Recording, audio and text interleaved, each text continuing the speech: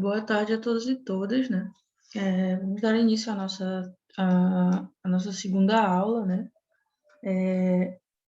Como semana passada eu me apresentei para vocês, né? Eu sou a professora estagiária Rainara Campelo e hoje nós vamos estar dando continuidade, né, ao nosso capítulo 9, lá do nosso livro didático, né? Roma, Monarquia, República e Império. E semana passada nós falamos, né, sobre a Roma Antiga. E hoje nós vamos dar início, né, fazer podemos dizer assim, um breve resumo sobre a República Romana, né, que se deu logo após o final da monarquia que foi instaurada lá no início da Roma Antiga. Bom, como eu citei, né, no finzinho da nossa aula passada, foram os patrícios que deram início à República da Roma Antiga, e os patrícios eles se aproveitaram de um momento, né, de enfraquecimento do rei, né, que estava nesse período, um período monárquico que veio antes da República, e era o rei etrusco chamado Tarquino, o Soberbo, que estava no poder naquele momento quando os patrícios se aproveitaram, né, de um certo enfraquecimento dele para tomarem o poder e assim instaurarem, né, a República, poderem fundar a República Romana. Bom, a passagem da monarquia para a República, né, em Roma, é um ponto muito interessante da gente estar abordando dentro dessa nossa República Romana, porque, né, como pode ser visto aí na imagem, a monarquia, né, a monarquia romana, ela foi o período da antiga civilização romana. E ela foi formada por um governo monárquico, né? Governo esse que era liderado por reis. Inclusive, na nossa imagem aqui que a gente pode estar vendo, a gente vê um rei, né, sentado no seu trono, e alguns homens estão fazendo reverência a ele. Na imagem abaixo dessa, eu trouxe uma imagem do último rei desse período monárquico que se teve em Roma, que foi justamente, né, o Tarquínio Soberbo, como ele era chamado, e essa imagem abaixo é uma imagem dele.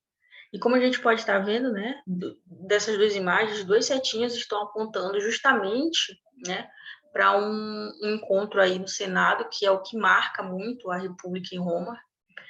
E a monarquia, como eu disse, né, ela foi esse período da antiga civilização romana, e ela foi marcada somente por esse governo, pelo governo que se tinha dos reis, né? E, bom, um fato interessante sobre isso é que não se tem, né, muita informação, né, sobre esse período em específico, né, sobre a monarquia romana. Não se tem muita descrição ou dados assim sobre ela. As descrições e escrituras de alguns dados que vai se ter vai surgir justamente durante, né, o período da República e o período do Império Romano. E essas descrições, elas são até baseadas principalmente em lendas, né, como a dos irmãos gêmeos Rômulo e Remo, que nós vimos, inclusive, né, na aula passada. E como nós também vimos na aula passada, né, o Rômulo, que é um dos gêmeos, né, da lenda mítica que se tem sobre a fundação de Roma, ele foi o primeiro rei de Roma no período monárquico, né? Após ele, se teve mais 6 reis, chegando ao último, que foi justamente o Tarquínio Soberbo, né? Bom, após essa experiência monárquica, né, que Roma teve, com a implantação da República, os romanos eles optaram por não deixar o poder, como era antes, só na mão do rei, né? Eles optaram por não deixar apenas na mão de um só indivíduo, né? Com isso que aconteceu, eles eliminaram a figura do rei e todos os cargos a partir daquele momento, né, passariam a ser exercidos por duas ou mais pessoas. Assim, não havia, né, a figura de um só governante como era lá no período monárquico, e assim ia se ter, né, como eles chamavam naquele período, dois consoles, né? Estes, né, tinham um mandato de 1 ano e que deviam, né, controlar-se mutuamente ao mesmo tempo. E durante esse tempo, né, a Roma ela também, desse tempo da República Romana, a Roma ela também organizou, né, as suas instituições, realizou importantes conquistas militares que garantiram o domínio do mar Mediterrâneo e, inclusive, também de mais território, né, na Península Itálica, que nós vamos falar na nossa próxima aula, inclusive, sobre isso. Bom, e partindo disso, né, dessa breve introdução dessa passagem da monarquia para a república, que nós entramos dentro do nosso ponto que vai ser trabalhado hoje, que vai ser justamente, né, a República Romana. E, bom, a República Romana ela foi um período da história da civilização romana que durou 500 anos e foi quando Roma passou a ser governada por senadores e magistrados. Ao iniciarmos, né, lá no nosso livro didático sobre a República Romana, né, logo de início no ponto que nos trata sobre a República Romana, diz o seguinte: com a proclamação da República, os patrícios passaram a controlar, né, o poder, reservando para si os mais altos cargos do governo, que justamente, né, eram de senadores e magistrados. A República Romana ela passou a ser governada por magistrados, pelo Senado e pelas assembleias, que eu vou citar mais à frente.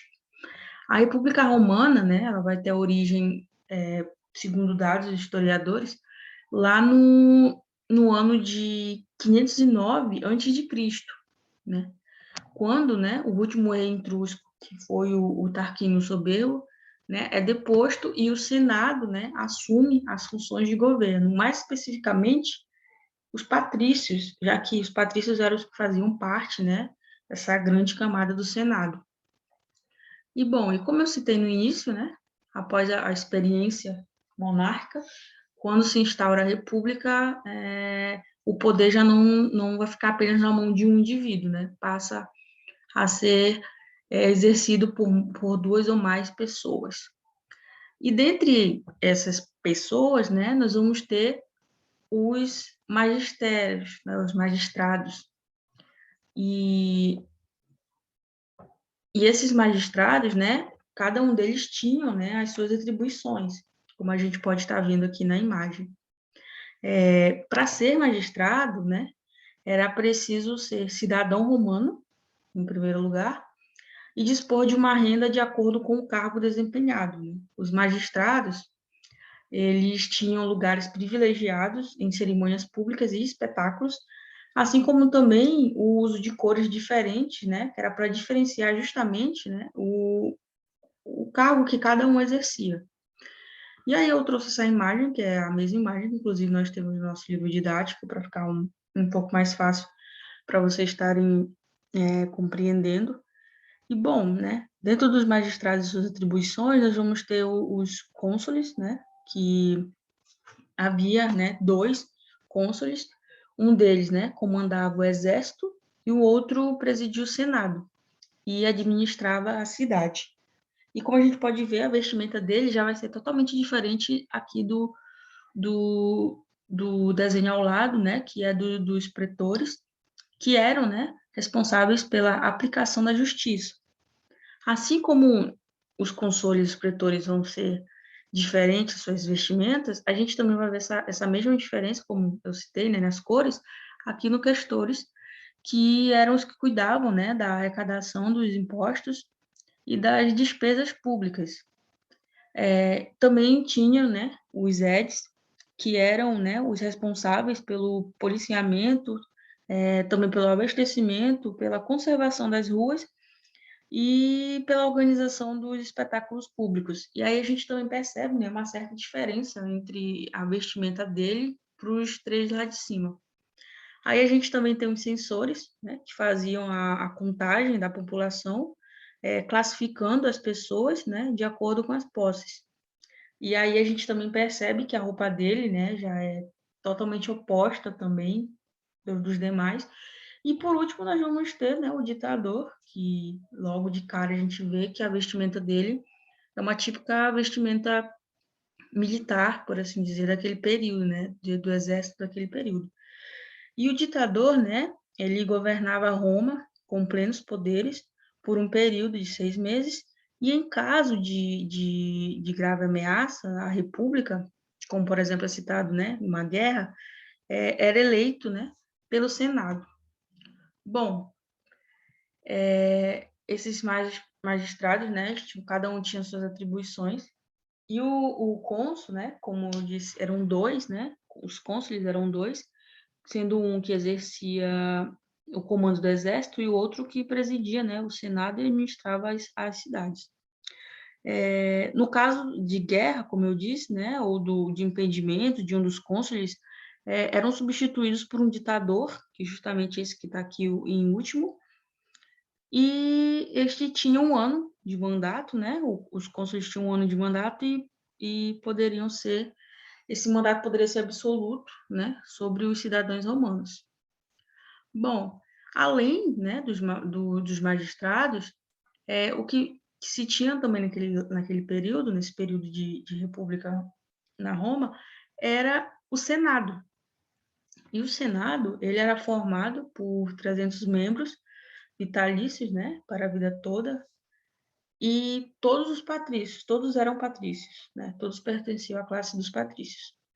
Suas principais funções, né, eram controlar o tesouro público e propor a guerra ou a paz. Bom, o Senado, né, ele ocupava, né, ele se ocupava da política internacional e das suspensões, né, desculpe, das supervisões, na verdade, das magistraturas.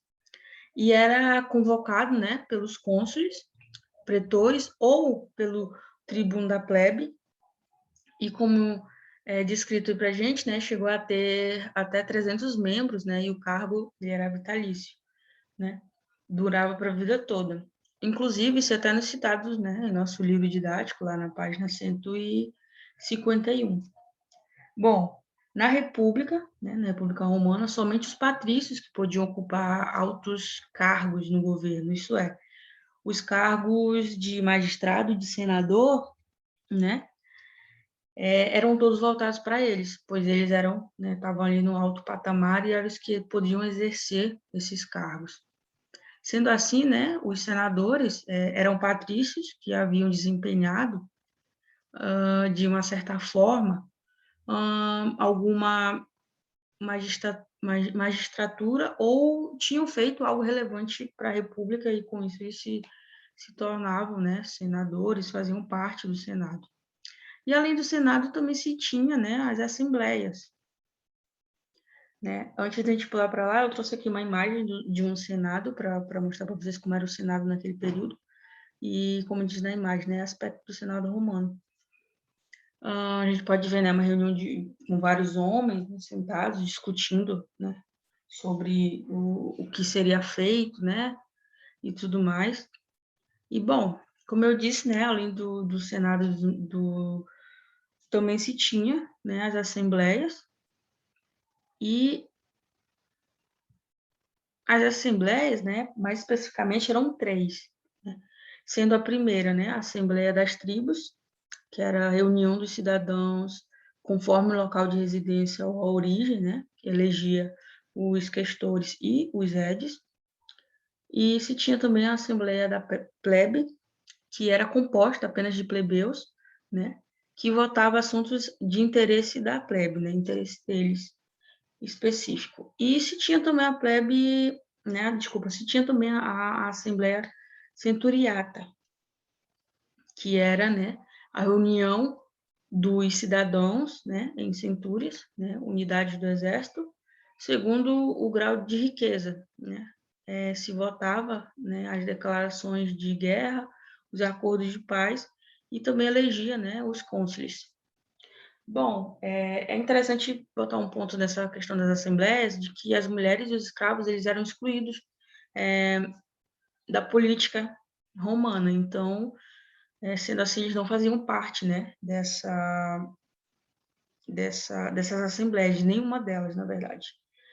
E, bom, dentro disso, né, da República Romana, a gente vai ter várias características dentro dela, mas uma em específica que se destaca é justamente, né, as lutas sociais que se teve, né, durante um longo tempo entre os plebeus e os patrícios, né? Pois os plebeus eles queriam ter uma, uma participação maior dentro do âmbito político, né? Dentro da vida política romana, mas eles eram excluídos disso, né? E os patrícios, por serem do Senado, serem do magistério e tudo mais, eles eram os que exerciam um poder bem maior. E, bom, e as lutas de classes, né? Elas vão se dar justamente por isso, porque os plebeus queriam ter mais participação política. E, bom, os plebeus, eles eram, né, maioria em Roma, como cidadãos, eles pagavam impostos e serviam, né, ao exército. Apesar disso, eles não podiam exercer nenhum cargo importante no governo romano, mesmo que eles servissem ao exército, pagassem seus impostos, ainda assim eles não tinham, né, direito de exercer nenhum cargo importante dentro do governo romano, no Senado, nenhum âmbito político romano. E essa imagenzinha que eu trouxe aí para a gente foi justamente para exemplificar, né? Em cima nós temos aqui os plebeus e abaixo nós temos os patrícios. Bom, essas lutas sociais acontecem justamente por conta, como eu disse, dessa situação, né? De que os plebeus eles queriam participar mais da vida política. E no nosso livro didático é descrito que, né, o casamento entre plebeus e patrícios também era proibido, né? E além disso, né, os plebeus quando eles eram convocados para ir à guerra, né, eles eram forçados a deixar as suas terras, né, as pequenas propriedades. E com isso, né, eles acabavam se endividando, né? E quando não conseguiam, né, pegar, de certa forma, dinheiro para que conseguissem pagar essas suas dívidas, o que acontecia? Eles perdiam essas terras e acabavam, né, sendo escravizados. E, bom, com a instauração da República em Roma, provavelmente, né, fez com que o poder político ele se mantesse, principalmente, né, nas mãos dos patrícios, que foram os que de fato foram que saíram ganhando, né, com essa instauração da República, o fortalecimento do Senado também, né, favorecendo os patrícios, e o exercício do poder executivo, né, pelos magistrados, acabaram que, de certa forma, né, trouxesse mais exclusão, né, aos plebeus, né, dentro dessa vida política que eles queriam participar, acabou que com essa instauração da República eles foram mais excluídos ainda, né? E essa exclusão política, né, também a exploração é a que resultam nesses inúmeros conflitos que vai dar, né, a essas lutas sociais em Roma, que é justamente quando vamos ter, como mostrei no slide anterior, que é essa briga, né, essas lutas sociais entre os plebeus e os patrícios, acabam que eles se tornam inimigos. E esses conflitos, né, entre os patrícios e os plebeus, eles vão abalar, de certa forma, a república, né, afinal de contas, o exército, né, como é colocado aqui, tinha os plebeus, né, como seus soldados, e inclusive eles eram a grande maioria no exército, né. E o que que acontece, né? O exército romano ele era composto, em sua grande maioria, como eu disse, pelos plebeus, né? Que não tinham possibilidade de participar da vida política da cidade. E isso faz com que essas lutas, né? Essa briga entre eles e os patrícios aumentasse mais ainda. E com o intuito de fazer uma certa pressão, né? De pressionar os patrícios a cederem esses direitos políticos que os plebeus tanto queriam, o que que acontece, né? Eles acabavam, né, que por saírem de Roma, né, acabaram que por saírem de lá e só voltaram quando foi negociada a criação do Tribunal da Plebe, em 494 anos antes de Cristo, né? E este tribunal, ele passou a controlar os patrícios, né, e as magistraturas, e com o tempo os plebeus até, né, se tornaram, né, e seriam tão poderosos quanto os patrícios. Com isso, os plebeus, né, conseguiram organizar assembleias e promulgar leis que garantissem tanto os direitos quanto os patrícios tinham, né, eles também conseguiram garantir para eles. E tudo isso foi justamente por conta dessas lutas sociais, desse embatimento, né, desse confronto que eles tinham com os patrícios, querendo, né, poder participar da vida política romana. E dentro disso, né, o que a gente vai ter é justamente as conquistas, né, dos plebeus. Inclusive, eu quis trazer essa tabelinha aí que é igualzinha a que nós temos no livro didático para ficar de mais fácil visualização para vocês também. E, bom, né, as conquistas dos plebeus, né, a luta da plebe, ela durou para que eles conseguissem, né, esses direitos deles, essas leis, por mais ou menos, assim, 200 anos, segundo, né, conta a história.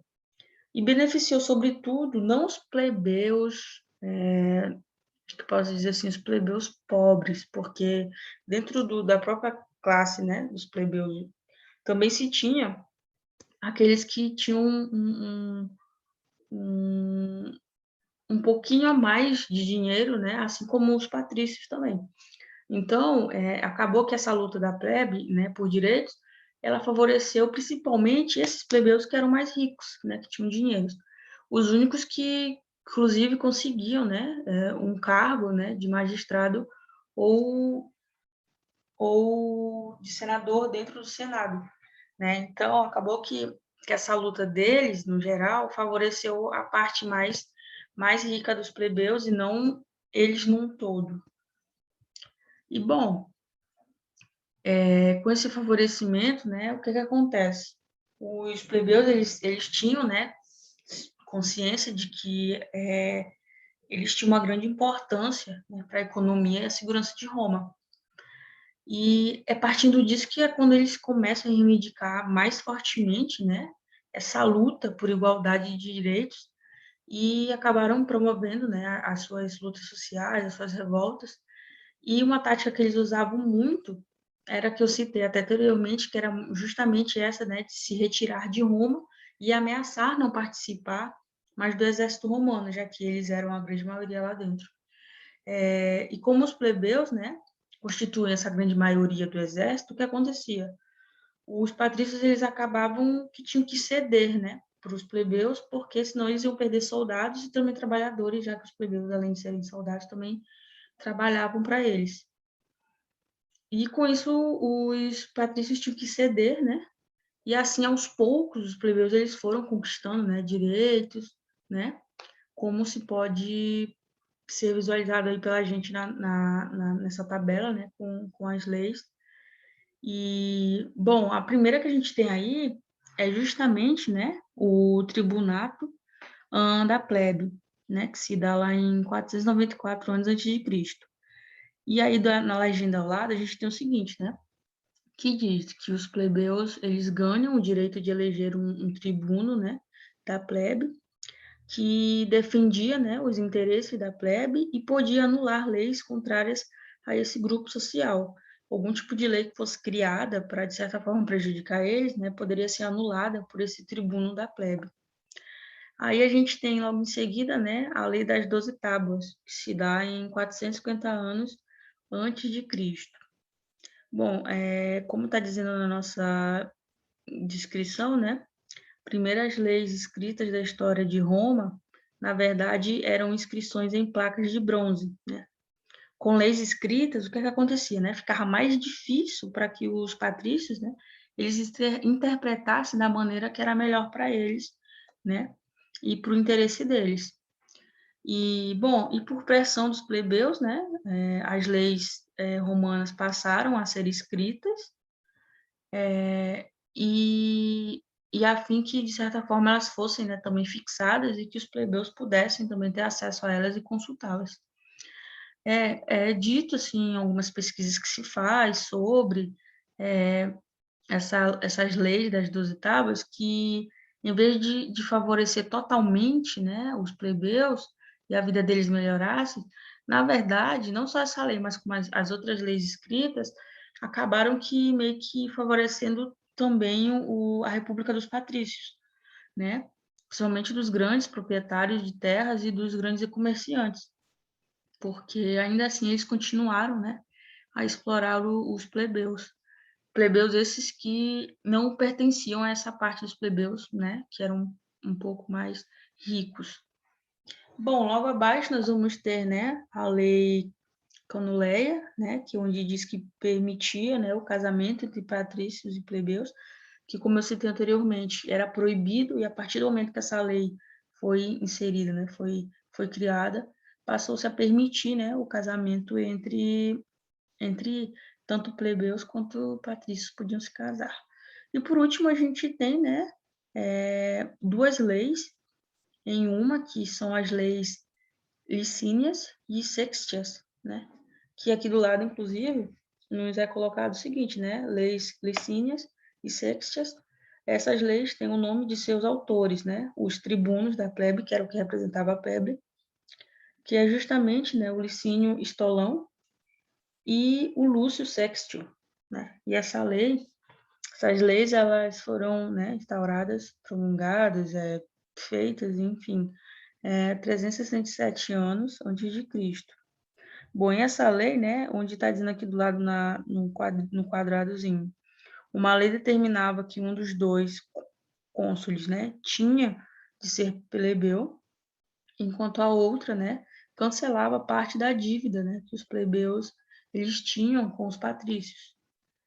E, bom, além dessas quatro que aí estão sendo mostradas para a gente, né, os plebeus eles também conseguiram ainda formar suas próprias assembleias, como inclusive citei até lá atrás, e acabavam, né, decidindo sobre os assuntos de seus interesses, e as decisões das assembleias, né, assembleias plebeias, como eram chamadas, elas se tornaram leis, que justamente são essas aí, dando origem, inclusive, ao termo plebiscito, que, inclusive, até hoje, eu acredito que talvez vocês possam não ter ouvido falar ainda, mas vocês vão ouvir conforme vocês forem estudando a disciplina de história, ou até em alguma outra disciplina, até hoje ainda é um nome pronunciado, né, esse plebiscito. E, bom, e apesar, né, de uma maior participação política e de uma menor distinção social, ainda assim as diferenças tanto econômicas, né, entre ricos e pobres e também as militares, que eram entre os oficiais de alta patente e os soldados, ainda assim se mantiveram mesmo com todas essas conquistas, né, que se teve aí pelos plebeus. Bom, aos poucos, assim, né, a camada mais rica dos plebeus, né, que inclusive mais à frente vão ser denominadas de os nobilitas, né, passou a se assimilar à camada mais pobre, né, dos patrícios. Dessa forma, né, os tribunos da plebe, eles acabaram se aproximando mais dos interesses patrícios que plebeus. E aí na nossa página 152, né, logo abaixo aí dessa nossa tabelinha, desse nosso quadradozinho, diz o seguinte: posteriormente, né, logo depois, os plebeus eles conseguiram uma lei que proibia a escravidão por dívidas e outra que dava, né, a eles o acesso a todas as magistraturas. Mas, como apenas os plebeus ricos tinham posse suficiente para fazer carreira política, somente eles, né, conseguiam ocupar os principais cargos da República. Com isso, né, acabou se formando então um novo grupo social composto de patrícios e plebeus enriquecidos, que justamente vão ser, né, denominados de nobilitas. Eu trouxe aí só para dar uma exemplificadinha para a gente, né? Eu acredito que isso seja uma imagem de um lado de uma moeda onde está, né, aí feita como tu pode estar vendo, né? tá aí o nome Nobilita, e como está dizendo aqui embaixo na legenda da imagem, né, Nobilitas de pé na frente, né, com a cabeça direita, né, voltado para o lado direito, segurando o centro vertical e paládio.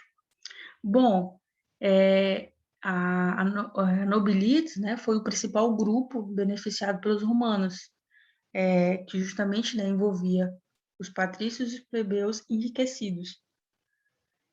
E nobilitas em português significa nobreza, né? E foi uma qualidade social existente na Roma antiga e atribuída principalmente, né, a plebeus, né, e patrícios que exerceram alguma magistratura, mas também ela podia ser atribuída a plebeus, né, que tinham um certo poder econômico, que eram ricos, por assim dizer. E, bom, dentro disso tudo que eu trouxe, né, inclusive pode ser percebido que a nossa aula hoje, inclusive, foi até um pouquinho mais curta, foi mais mesmo como se fosse um resumo desse ponto, né, da República, dentro, né, da Roma Antiga. E, bom, conforme se teve, né, essas lutas sociais dos plebeus, eles conseguiram, né, as suas leis, aos poucos demorou, mas conseguiram, né, uma vez que esse conflito, né, interno que tinha entre eles e os patrícios, né, foi se tranquilizando, o que aconteceu? Os romanos eles passaram, né, a conquistar outras regiões da Península Itálica até dominá-la totalmente. Inclusive, eu citei lá no início da minha fala, né, que envolve também o Mar Mediterrâneo. E é sobre isso que a gente vai falar na nossa próxima aula, né, na semana que vem, que é essa dominância que o povo romano vai ter totalmente, né, diante a Península Itálica. E, bom, com isso eu encerro a nossa aula de hoje, né? Foi um pouquinho mais curta do que a anterior, mas eu espero que vocês possam ter entendido o conteúdo. Qualquer dúvida, pode entrar em contato no WhatsApp. E muito obrigada pela atenção de todos e todas, né? Tenham uma boa tarde e até a próxima aula.